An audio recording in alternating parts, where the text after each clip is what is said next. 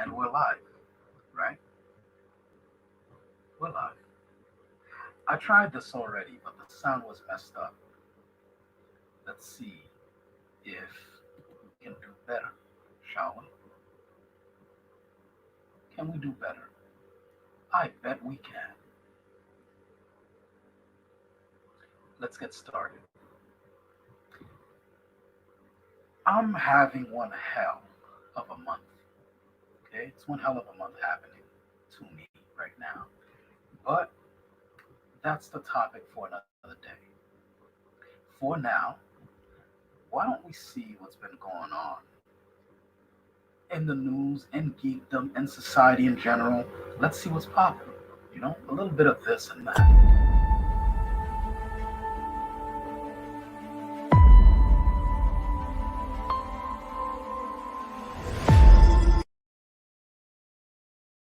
Right. So, or as Grace Randolph says,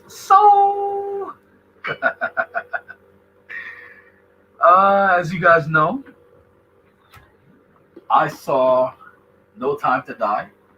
And for those of you who have seen the film, you will know that James Bond did somehow find time to die.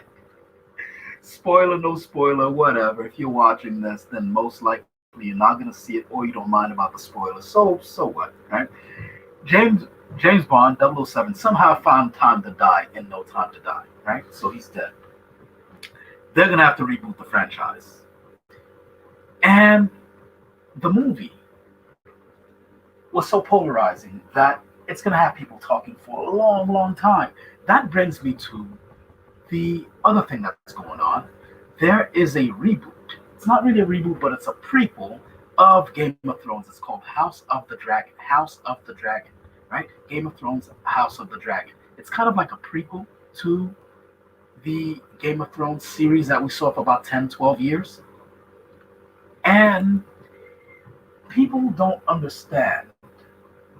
See, you better enjoy the series. When it comes on, it looks great, by the way. And I can't wait for racists to start saying, why is there a black person? It's fiction. Jeez, there's a black guy in there who has white dreadlocks. He looks amazing. You better enjoy it when House of the Dragon comes on. You better enjoy it.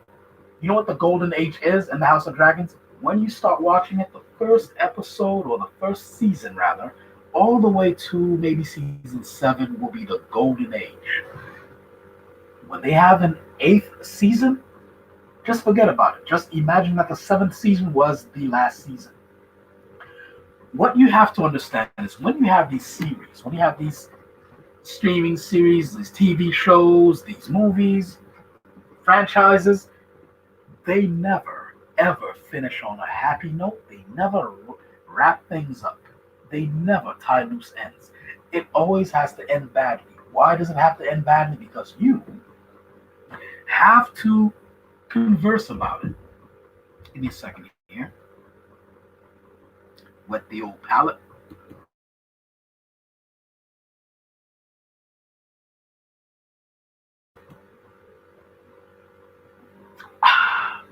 You wet the old palate. You have to hate it. You have to hate it, and then you'll be talking about it and talking about it and talking about it. It will remain in conversation. What's gonna engage people more? A problem that they already solved, or a problem that needs solving constantly? You get what I'm saying? So if they wrap it up nice and neat for you, right? Give you closure. Every door closed, every window shut, every surface wiped clean. If they do that for you, what is there for you to talk about? Am I right? So that's what they're doing with Game of Thrones. That's what they did with that last series. The season was eighth season was just what the. Did you guys hear the cleaning? I need to get this computer cleaned. The last, the final season was such a discombobulated mess. I mean, it's probably If all the other seasons were like this, it would be the worst show on television. But they had to do it like that. It's like a table. If you sit at a table and all the table legs, all the legs of the table are perfectly constructed. You lay things down on the table, right? You sit at the table, you forget the table's there because it's a perfectly constructed, well balanced table. But if the table has one crooked leg, am I right? You get where I'm going? The one crooked leg of the table, every time you sit down, you could be having a conversation about the Middle East crisis or the latest crisis in the Middle East, right? You could be having a discussion about an impending civil war. The table's going to be interjecting because the table is an ever present problem that you need to solve. That's what these shows do now. For example, The Walking Dead. It's not going to end very well. You think it will because they finally started making the show interesting again. Negan and Maggie have gotten together. However, it's not going to wrap up very clean. There's not going to be any closure or any satisfaction. They're going to leave everything open ended, everything hanging in the air. They're going to leave it unbalanced and unfulfilled. And you will be talking about it and talking about it for the next 5, 10 years until they reboot it. That's what they're doing. Okay? So, or as Grace Randolph says, so you need to consider the season before the last season, the final season of every show from now on, because they got your number. They found out, especially with social media, that that's what they need to do in order to keep you tuning in. Before this, they used to wrap things up nice and neat, didn't they? Right? But they don't do that anymore because they know social media, it's the age of rage. And so anytime there's something that does not please 99.9999999% of the fandom, everything goes to hell. Everyone raises hell. Look at Star Wars. It started a virtual civil war in the fandom, a three-sided civil war. In Star Wars, there's the people who are the traditionalists who wanted Han Solo and Luke Skywalker and Princess Leia and Lando and Chewie. They wanted a bringing together of that cast. And then you had people who wanted a new blood to come in, right? And then the third group were the Reylos. They don't have enough, they don't get enough sex in their own lives and enough romance in their own lives. And so they project all their frailties and insecurities and all their lust and all their thirst onto these characters. And they expect the actors who play the characters to have real conversations and real relationships in real life based on the stuff that's written in fiction. That was the third group. And then there was a three-way civil war between those groups. So when that happened, Star Wars was in the conversation. You know what? You couldn't assassinate enough presidents to take away attention from Star Wars. You couldn't blow up enough, erupt enough volcanoes to take attention away from Star Wars. You couldn't track enough hurricanes hitting Puerto Rico, Haiti, the Dominican Republic, Jamaica. You couldn't do any of that enough to take away attention from Star Wars because it's the age of rage. And people will find any reason whatsoever. I mean, come on. Dave Chappelle is being accused of enjoying white privilege now. We're in the age of rage, people. We're in the age of rage. Okay? Anything. I mean, this is a comedian who's saying stuff. He does social commentary with a comedic angle, but he's still a comedian. Now, this guy, he goes in on everybody, but somehow, there are groups of people who somehow took it personal. This man doesn't get personal. He just goes in on everybody. Every single person who could be mad, he goes in on. But we're in the age of rage. Okay, what else is going on?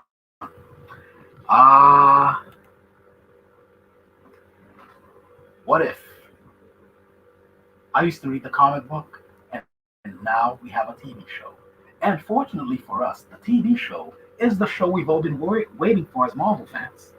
The TV show is what Avengers Endgame, what Endgame, the Avengers Infinity War and Endgame, what those movies were supposed to be. Black Panther, all those movies, what they were supposed to be, that's what this show is. You need to watch your show. If you're not watching the show, I don't know what you're doing. I don't know what you do if you're not watching the show. Anyhow, what else is going on? What else is going on?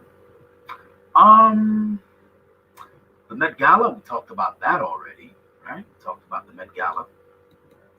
Where are the masks? I don't know. In the last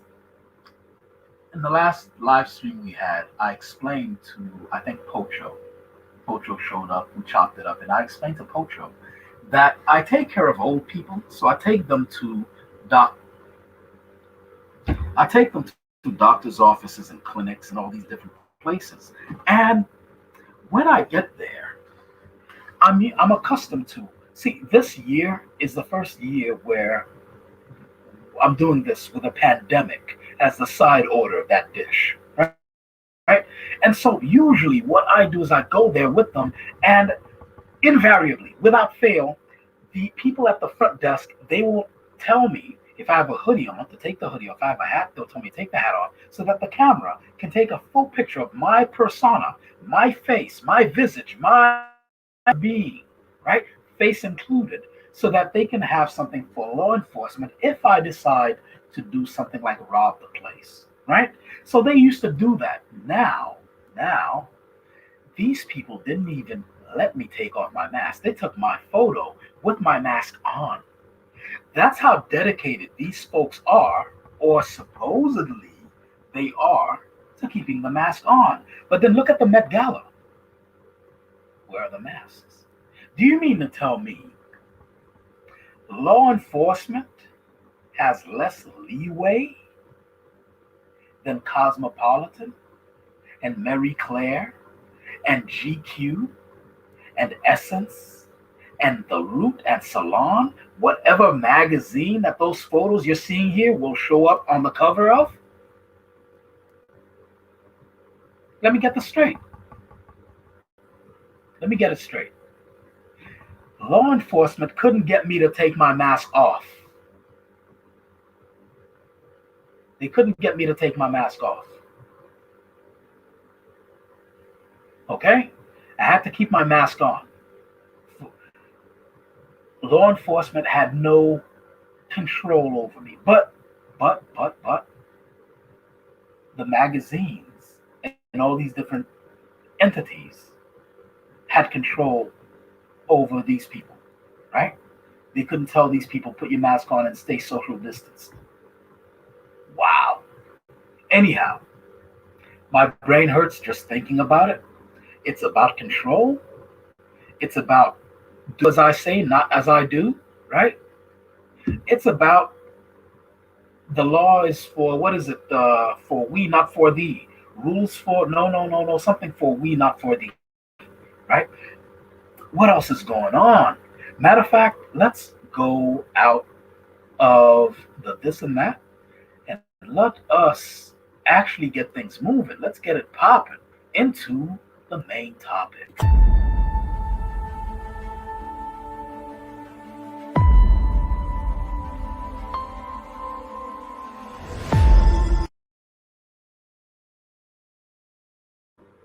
Right. I have been thinking a lot the last few hours, in fact, the last couple of days, after a panel that I had over on Radical Latino's stream, his channel. There was a panel there where Universe Trip showed up, and the topic was something else. It was about, can black people be racist? Can people of color be racist? Something like that. And she showed up. Instead of contributing to that conversation, she showed up with black male hatred in tow. She showed up with black male hatred. And it got me to think, you know what? I once trusted this person. Who do you trust?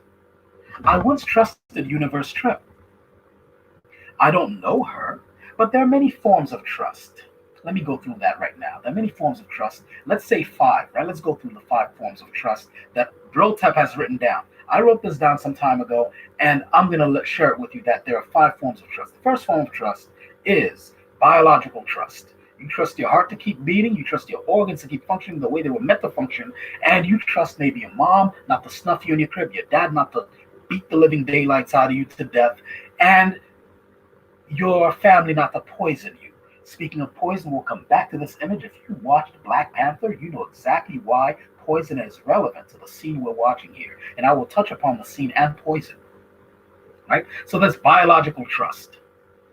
The second form of trust is societal trust, based on society. You trust that if you shake someone's hand, Jesus Christ, you guys remember handshakes? Oh, pandemic, what are you doing to us? You guys remember handshakes? You trusted if you shook someone's hand, they didn't just come out of the bathroom and wiped themselves without washing their hands. You trusted that person based on society and the proper mandates that are set upon all of us in society. Okay? What else is societal trust? Let's say you're having some sort of fight, right? Arranged fight, not a spontaneous fight outside of your house. Someone said something fucked up to you, and then you gotta basically show them what the deal is. No, like a setup fight, like boxing or MMA.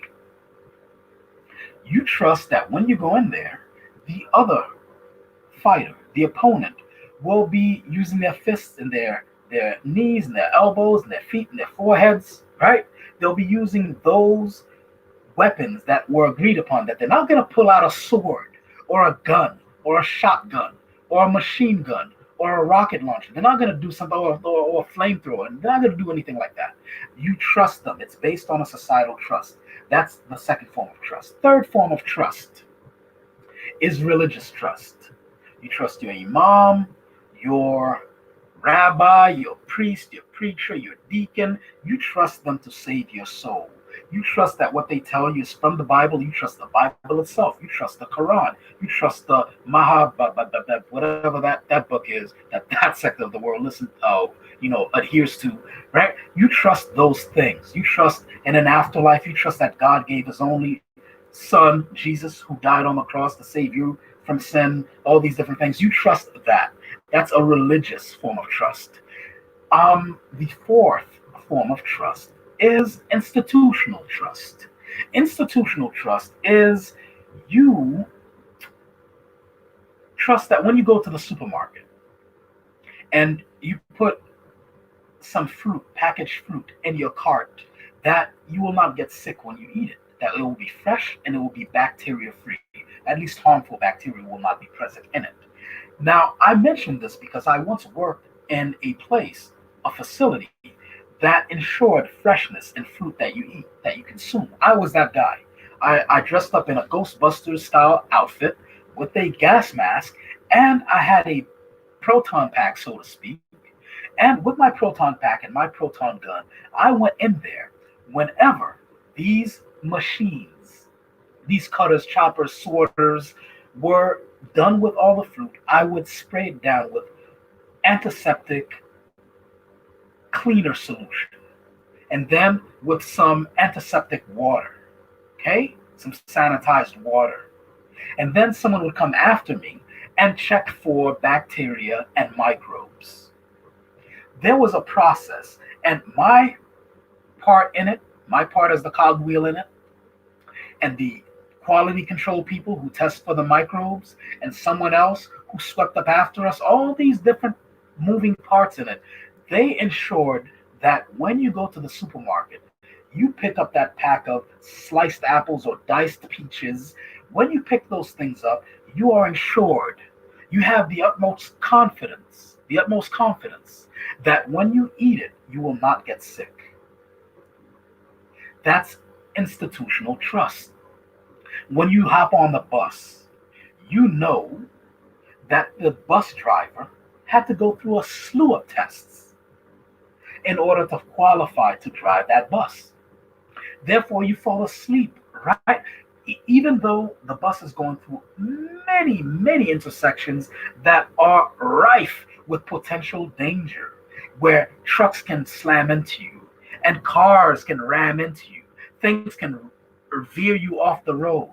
But you trust that the bus driver went through a very stringent process of selection, and the bus driver went through extensive training, I would hope, so that they can qualify to drive that bus. And then you trust in the institution of public transportation. You entrust them with your safety. That is institutional trust. The fifth and final form of trust that I came up with my little theorem and thesis and whatnot. The fifth form of trust was tenuous trust, right? Trust that's on the go. This tenuous trust is the trust you give to a friend that you just met like 4 hours ago, right? You met the person like 4 hours ago. You don't really know him from Adam. You didn't grow up with him, but you kind of trust his character or her demeanor, right? And then so they're not gonna spit in your food or put something in your drink. Okay? It's tenuous trust. So who do you trust? Right? And it's that fifth form of trust that I'm gonna be exploring with you. With your hope you guys didn't hear that blum, blum, blum, right? It's that fifth form of trust that I'm going to be exploring with your permission and with your blessing this morning. The individual on your screen that you're looking at here is called Alice Walker. Alice Walker was a noted and notable feminist during the 60s, 70s, and probably even the 80s, right? And I think she wrote The Color Purple, a movie that is immensely, outstandingly anti-black male. We as children were forced to sit down and watch this movie in school. What did it teach us as black boys? That we can never do anything right, that we abuse women, all these different things, and that came from this woman here. This woman here had a motto. I think she put it in her book. She had a motto. She said that having children is like slavery. This woman you're looking at here, this black woman whose face is trustworthy. Like, that's a soft face there. That is a matronly figure. And then you're thinking, you know what, this woman, you can place your tenuous trust in her.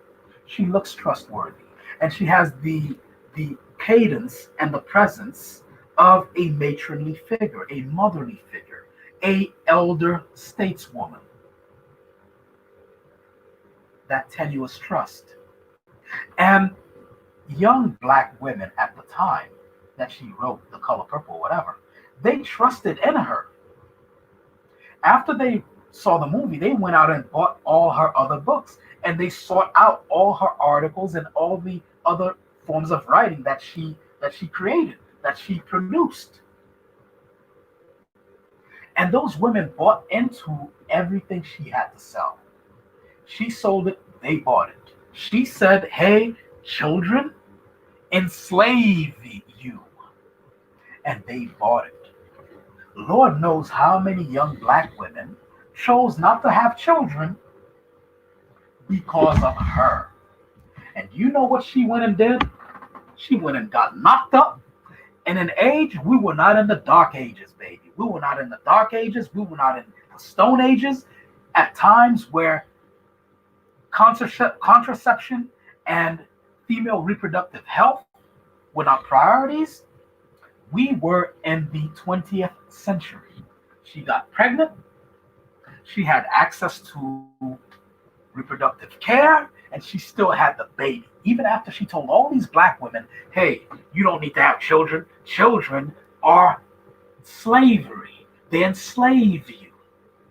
She went and got knocked up and popped out a baby.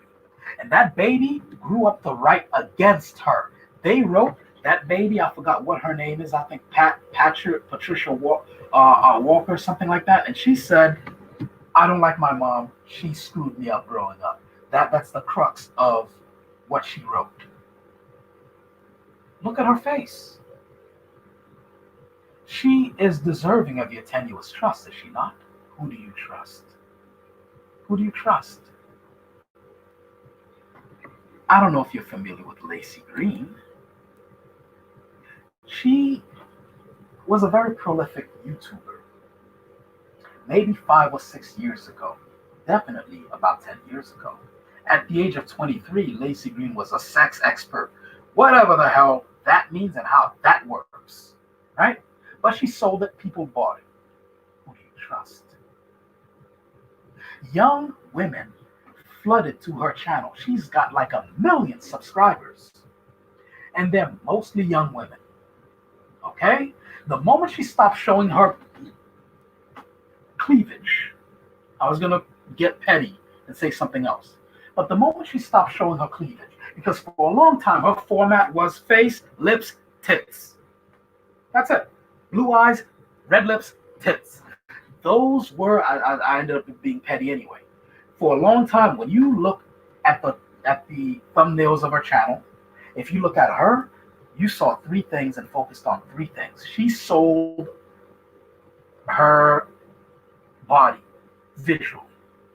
Okay? You saw crisp blue eyes, thick red lips, and luscious cleavage. Eyes, lips, tits. That's what you saw of Lacey Green. And so her channel swelled up. Plenty of guys went on there, right?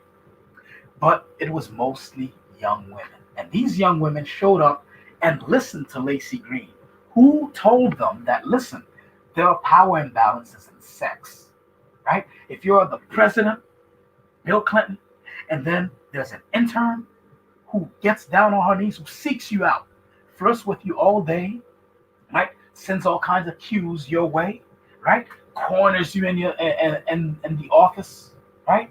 Pulls your pants down and goes to town. If this woman does that, she is the victim and she is being raped because you are more powerful than her. The power imbalance is too steep. You are the president. You are the leader of the free world, and she's just a lowly intern. Therefore, she could not consent. Even though she sought you out, she could not consent. And on the list of power imbalance dynamics, she included rock stars and groupies, heads of state and their interns, producers and their assistants, YouTubers, and normal, non-famous people. I saved the best for last because this prolific YouTuber you're seeing here, this immense, astounding hypocrite, went ahead and dated a non-famous person who watched her YouTube channel. Okay? Now, who do you trust? You placed your tenuous trust in her. Who do you trust?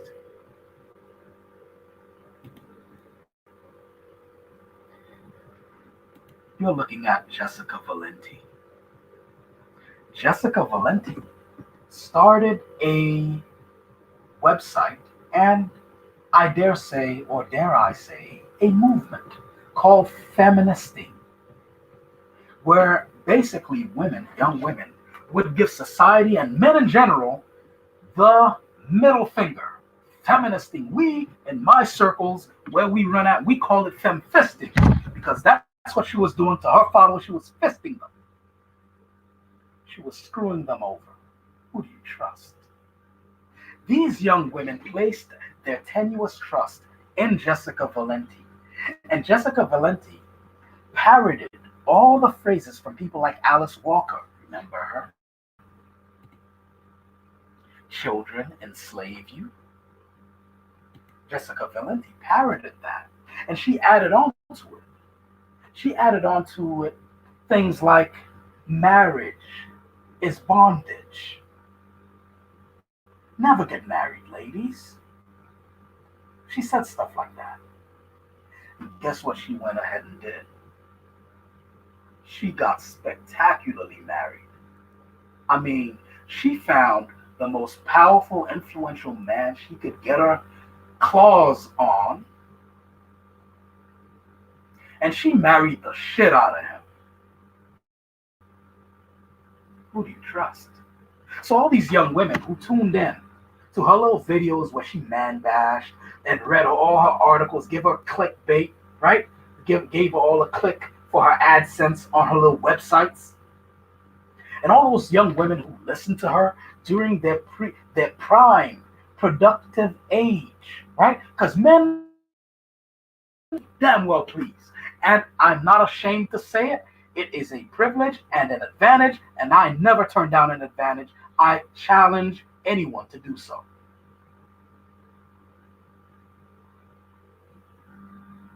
You wouldn't turn down an advantage either.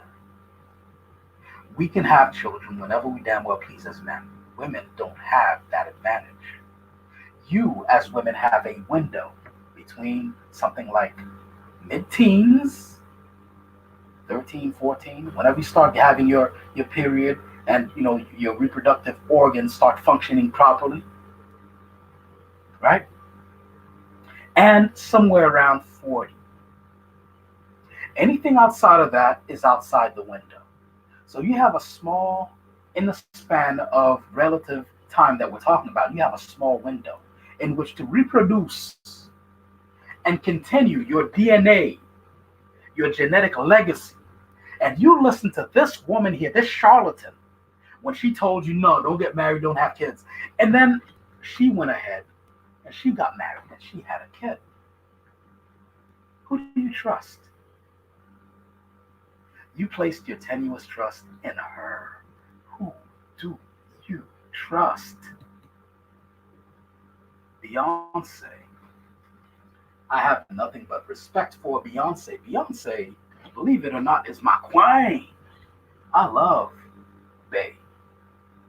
She has attained a level of success I can live 5, 6, 7, 8 times. I will never attain that. And she has a level of willpower. Listen, right now I could shut this stream down and go right to sleep. Okay, I work for myself. No one's expecting to see me on stage anywhere. There are no studios waiting for me to come in and lay down some vocals. I have no obligations of that magnitude. She does. And she doesn't have the benefit of being able to have a cold like I have right now. The weather's changing. My allergies gave me a cold. She doesn't have that privilege. If she catches the sniffles before a show at Madison Square Garden, suck it up, babe. Get the fuck out there. Everyone paid $100 a piece. There are 100,000 people out there. You get your ass on stage.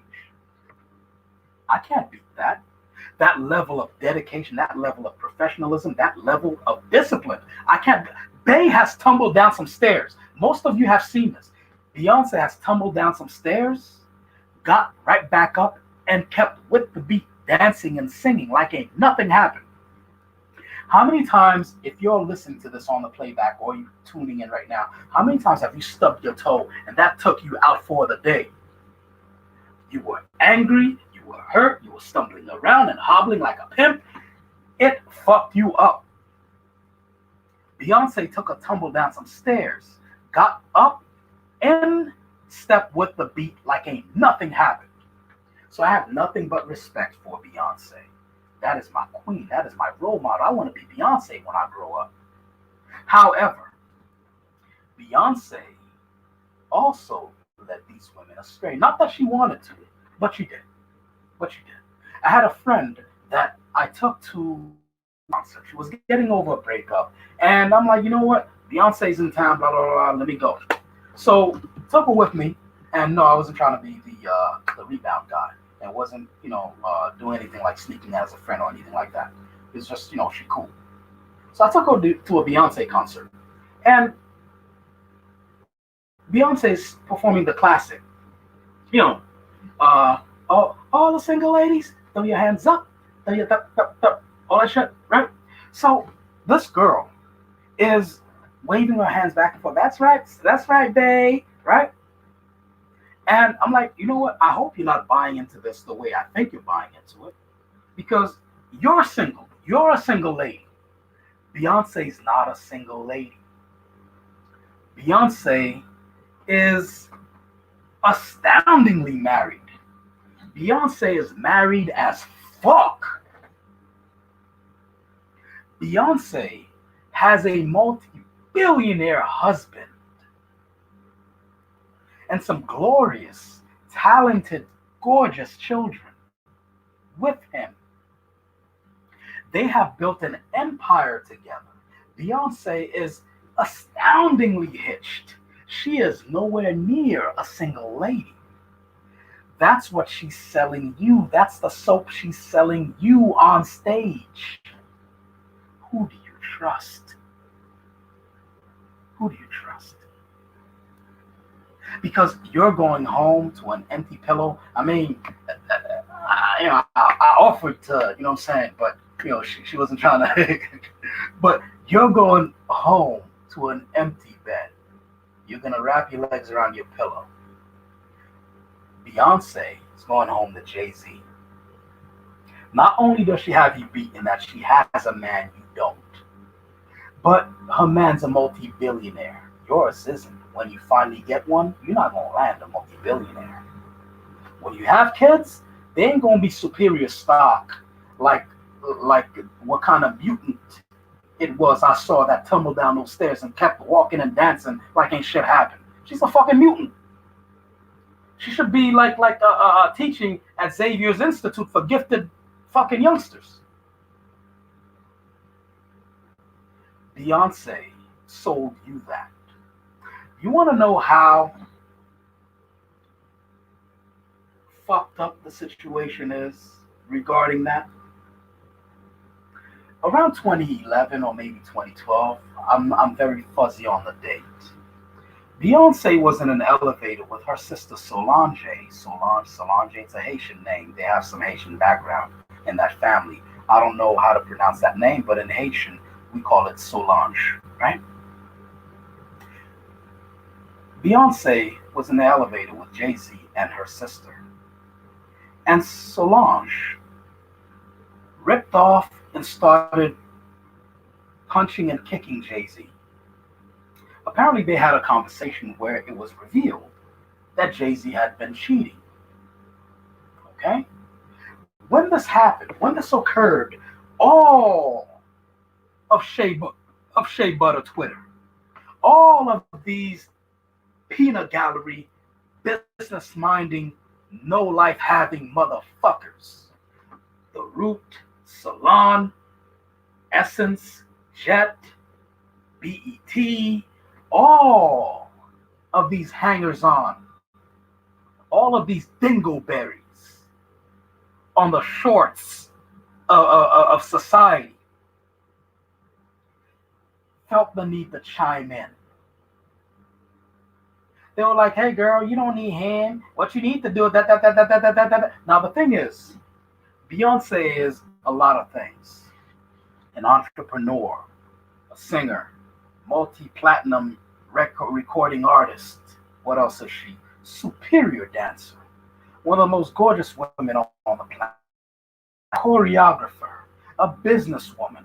All these different things Beyonce is. One of the things, the only thing that she is not, is stupid.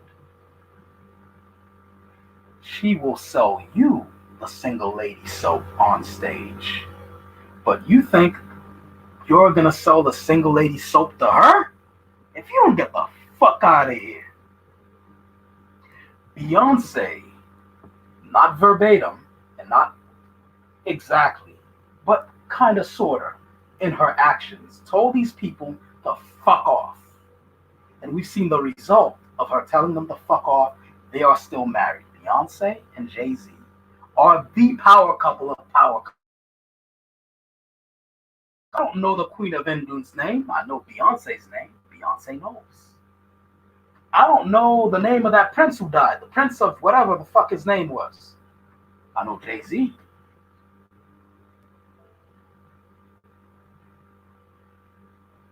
They are the power couple of power couples. She sold you, young black women, young women of all types, the I'm a single lady. She sold you that soap. Who do you trust? She's spectacularly married. Who do you trust? She has a better life than you. Who do you trust? We move on to Cynthia G. Cynthia G started off as one of the pro black figures on YouTube. She was in that circle with the Tariq Nasheeds and the Boyce Watkins and all these guys and women. I forgot that there's another red bone woman. I forgot what her name is now. Cynthia G was of that ilk.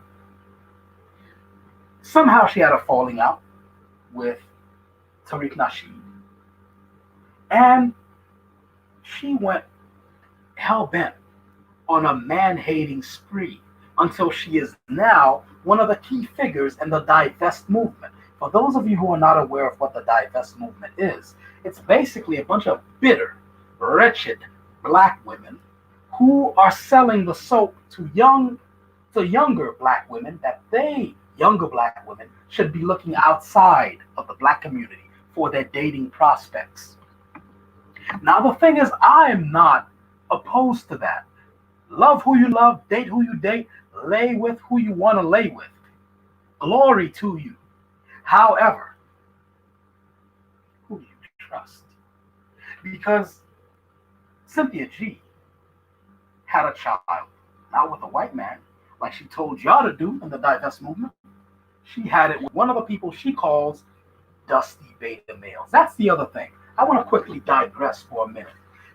Cynthia G is all manner of deceptive. Cynthia G has a name for people like me. Black men who are intelligent, who are well read, who are well versed, right? Synthetic G. Good one, only JS, Synthetic G.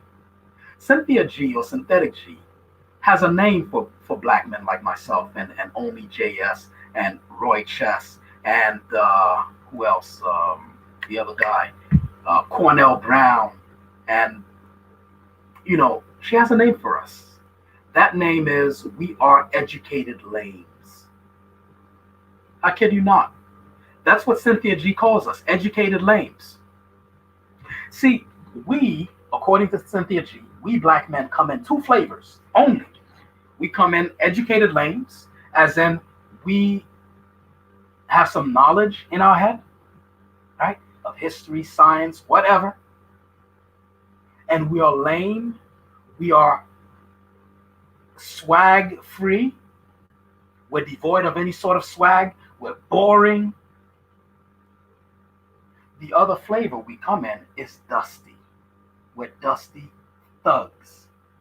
That's what we are. The other flavor.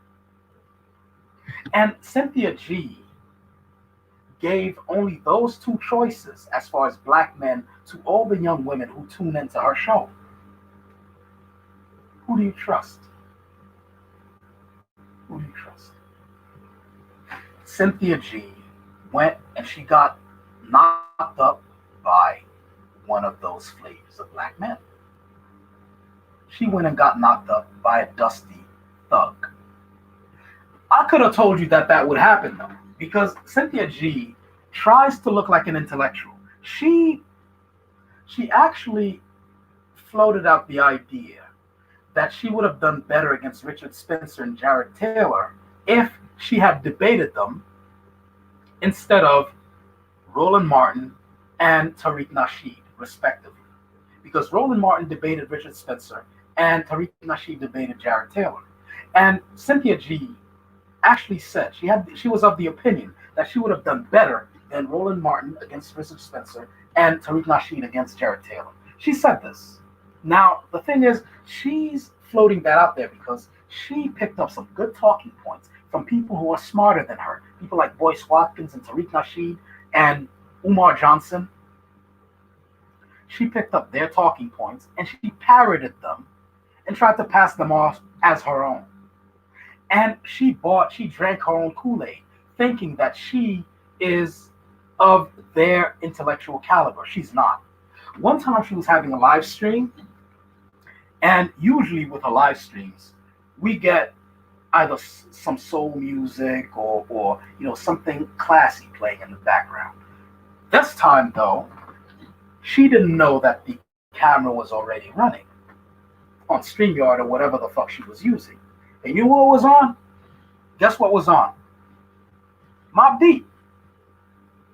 Mobb Deep. She was twisting her hips, shaking her ass. Look, twist your hips and shake your ass. Like, no one's judging you. But don't try to be something you're not in order to fool people, especially impressionable young people. What are you selling? Young black women, why did you tune into her? Who do you trust?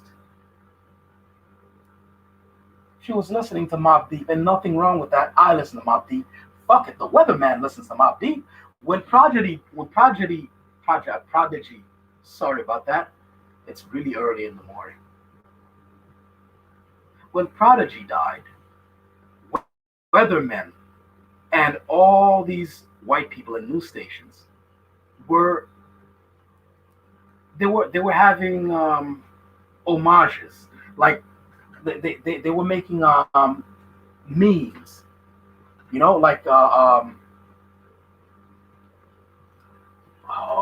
god, how can I say this? Like, for example, one of the guys, they were like, if you want to, it's going to be slightly cloudy today, blah blah blah, slight chance of rain, and if you catch me on social media, tweet at me, I'm gonna tweet back. Tweet at me, I'm gonna tweet right back at you. That's a callback to Prodigy's verse in Shook Ones, right? And they did that throughout all that news segment because Prodigy died. So lots of people listen to Mobb Deep. Okay, so you don't have to feel like you're a hood because you listen to Mobb Deep, Cynthia. So there was no need to sneak in or listen to Mobb Deep and then turn that shit off as soon as the camera cuts on. Okay? Unless maybe you were looking out for copyright strikes. That's possible too. But these young women tuned in to Cynthia G, and they bought into her image. They bought into her message. And then now she's knocked up. I'm sure the kid is born by now. And that kid is the child of a dusty black male. I'm not calling him that. She called him that. She called him that.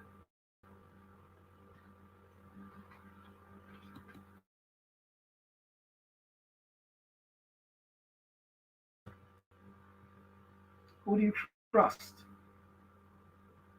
So, in Radical Latinos panel a few hours ago, a young black woman, I think her name's Tavia or something like that, I forget.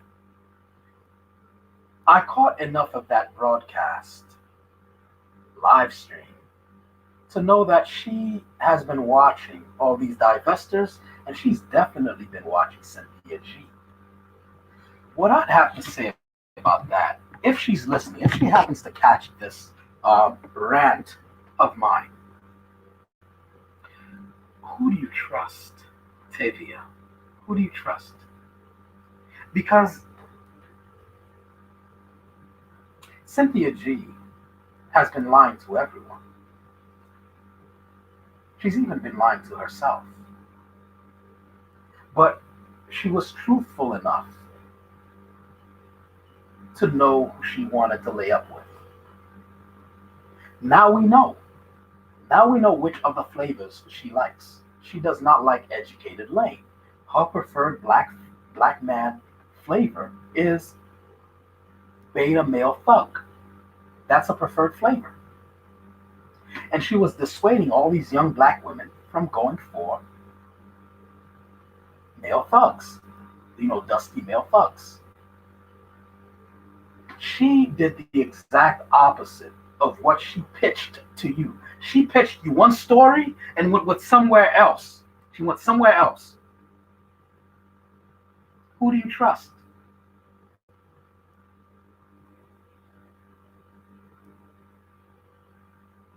There's an analogy I wanted to actually do for something like this, especially for this girl. I really hope you get to watch this, Tavia, or see, I wanted to join the stream, but I was having technical difficulties.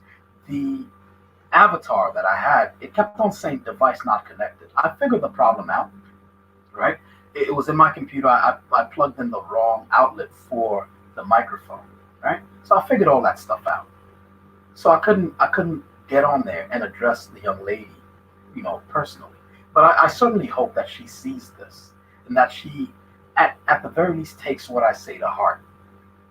Because I think Cornell Brown, tried to, no, someone else. There were a bunch of guys on the panel who were trying to tell her, look, you need to watch other things. Don't watch Cynthia G. And Tavia, if you're watching this, here's what I'd like to add to that conversation. I want you to imagine you're in a group, right? You're in one of these support groups for cancer patients, right? So they're telling you, listen, once your hair starts falling out due to all the chemo, you're gonna start getting a look like a Bozo the Clown look. So you need to buy some very good razors and you need to shave the sides of your head because that's the last hair to go. And you need to go for a clean, bald look. So at least, you embrace the look. Rock on, sister. You're from the future. You have the bald head rock, and you're like Neo from the Matrix. You need to embrace it, face it head on, right? Now that's very encouraging. Those are very encouraging words. You're in the group, but Tavia, you don't have cancer. They start saying, hey, you know what? In order to deal with all the vomiting and all the dizziness and incontinence and all these different things that happen with these medicines, you know what you could do is get a tall glass of water, and then you put some you cut a slice of orange, you squeeze that in, and then you get a little bit of baking soda, and then you drink that, and it will settle your stomach. It doesn't have to be a miserable experience when you take your meds. That's great advice. Batavia, you don't have cancer. You don't have cancer. They start telling you about all the nice clothing that you can wear that can disguise and kind of like play off the look that you're gonna get now with the bald head and the massive amounts of weight loss, right? That comes with extreme chemo. And they start telling you about how, you know what, you're gonna get to find out who your real friends are, and it's time to rearrange your life. I have advice on that, and I kind of wrote a pamphlet on how to tell your real friends and for fair weather friends and real friends. That's great advice, Tavia. There's only one problem. You don't have cancer. From what I gathered listening to the panel, you're not a damaged person. The problems that Cynthia G and all these divestors, who are basically the Ku Klux Klan's handmaidens, the problems that they're dealing with, you don't have those problems. Why are you in their clan? Why are you in their group? Why are you in their YouTube channels? Why are you in their comment sections? You don't have that sickness. You're taking advice on how to deal with cancer. You don't have cancer. That's my take on this, and that's my advice to you. Stop listening to people like Cynthia G. They are fucked. Fuckt. Fucked. They're done. Look at her eyes. Look at it. She's gone, man. She's part of the group that called black men bullet bags. She's part of that group. Now, one could say, well, black men, they abuse a lot of black women. 88% of all the stuff that happens to black women in relationships, that has to happen to black. Whatever the fuck Universe Trip was talking about when she came on to Rat's show that time.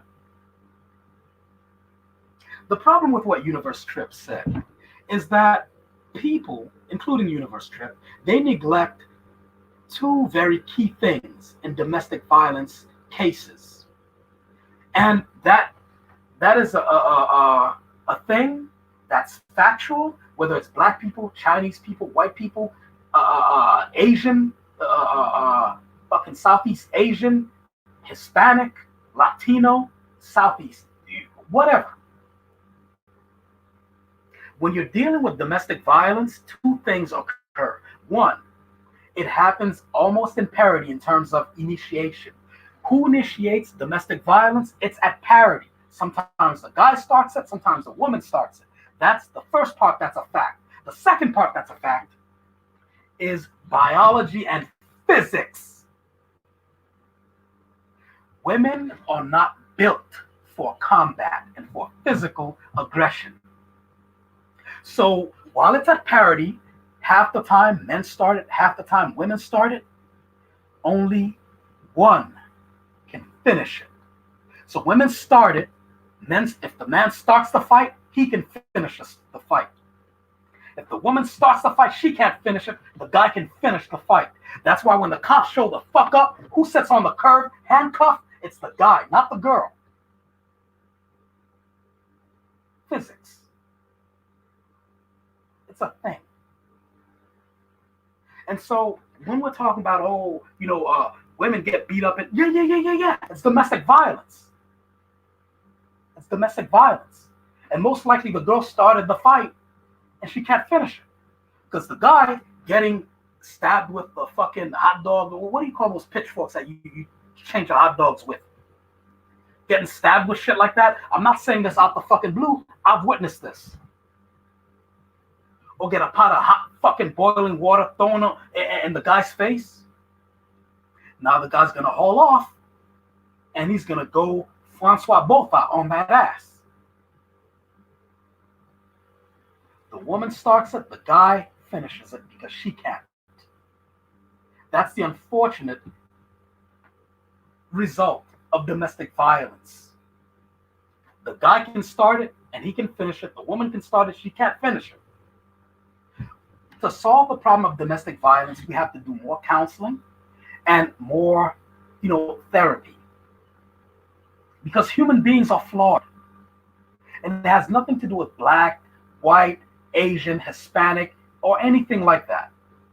So for you to take black women's abuse and domestic violence cases and you lay it solely at the feet of black men, it's not only disingenuous and misleading, it is diabolical. Who do you trust?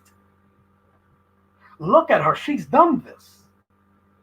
Who do you trust? I think I'm going to leave it right here. I'm going to leave it right here. I think I've screamed at the microphone enough. And I think I've gotten my point across. And I hope there's no buzzing sound like there was in the last time I tried this particular segment. I had to redo it. Now I've done it, and I've gotten my point across, and I've got my point of view. Remember, I'm not an expert. I'm not Dr. Phil. I'm not Deepak Chopra. I'm not any of these people. I'm not Oprah Winfrey. I'm not any of these people. I just came in with common sense and my particular point of view on the world and of society. Hopefully, you can trust me, right? Who can you trust?